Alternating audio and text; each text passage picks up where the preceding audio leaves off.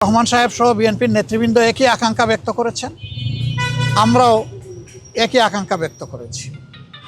এমনকি আমরা এটাও বলেছি যে 5টা বৎসরের জন্য জাতির স্থিতিশীলতার স্বার্থে একটা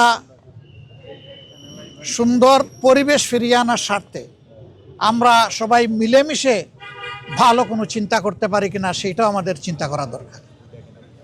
এবং আমরা এটাও বলেছি, নির্বাচনের পরপরই সরকার গঠনের আগেই আমরা ইনশাল্লাহ বসবো, খোলা মনে কথা বলবো, জাতির জন্য আমরা চিন্তা করব, জাতির জন্য আমরা সিদ্ধান্ত নিব।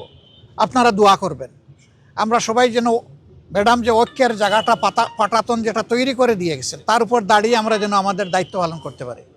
আপনাদের সবাইকে অসংখ্য ধন্যবাদ।